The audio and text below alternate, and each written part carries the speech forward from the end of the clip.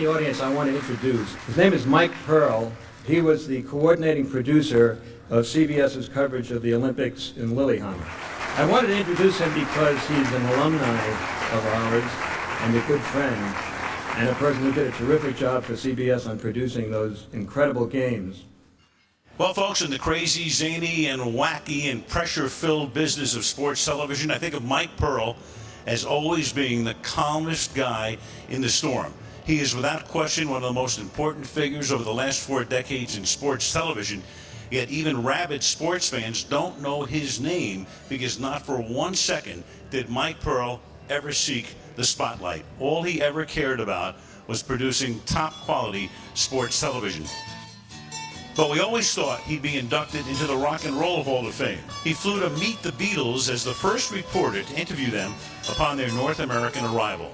Yet sports was his calling. He traded in one Fab Four for another, moving to CBS Sports in New York to launch the NFL Today with these 4 words. You are looking live. One man who's had a perfect record in picking Super Bowl winners is Joe Namath. You know why they got that open part in Irving Stadium? No, why is that? So God can watch the Dallas Cowboys play. Mike then brought his NFL pregame show on site with the Super Bowl Today airing live from New Orleans. What are we going to see during the pregame show? Well, we're going to take you around the city of New Orleans, editorially tell you about what's going to happen in the football game, which is most important in everyone's minds. He expanded his production duties and oversight, producing the first start-to-finish coverage of the Daytona 500. Petty is out in front at the line. Petty wins it. The most amazing, astonishing Daytona 500 in history. Soon, everybody was trying to harvest this pearl, and he decided to span the globe for ABC. Spanning the globe to bring you the constant variety of sport. While at ABC, he oversaw and produced every sport imaginable on every continent, including 3 Olympics. You can also consider Michael a gold medalist. Why? CBS hired him to run their first Olympic Games in over 3 decades. There was so much to celebrate. We look forward to sharing those celebrations again in Lillehammer, Norway. And what awaited him in Norway?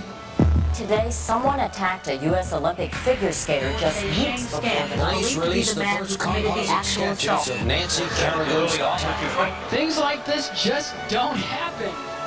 His was a global view.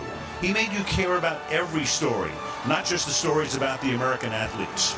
Lillehammer dominated the nation's televisions. Mike Pearl ran the highest-rated Olympic Games ever, and it will likely stay that way. So what was left to prove? Well, an old friend called Mike to see if he wanted to reinvent the presentation of sports on cable TV.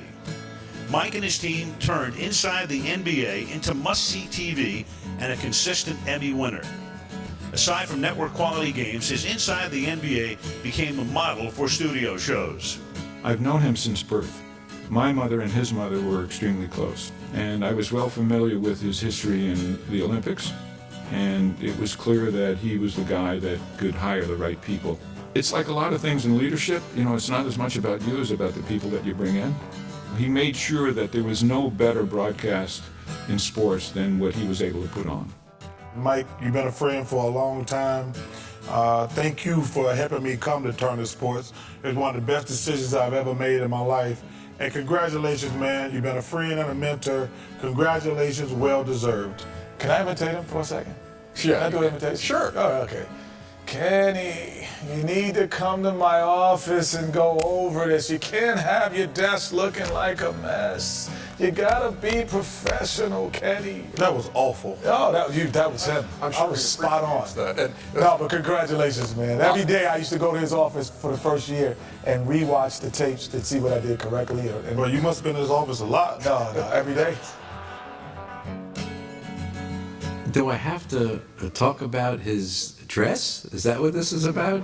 This guy must really be good because he looks like that and he's produced all of these things. This must be some talent.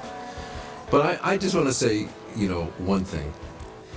When I grew up in this business, there was a differentiation between a terrestrial over-the-air production and a cable production.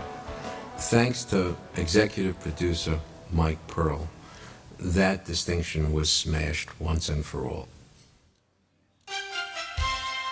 With Turner and industry force, Mike fielded one more call, asked to come back to an old home, ABC Sports, managing and overseeing some of the biggest sports events on television.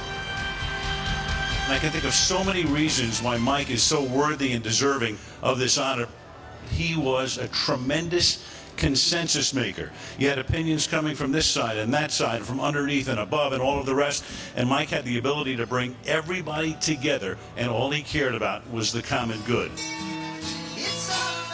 It's been quite the ride, where he's collected Emmys and tons of friends. And this deserved Hall of Fame honor for managing and producing events which broadened America's love affair with sports. And he's not done yet.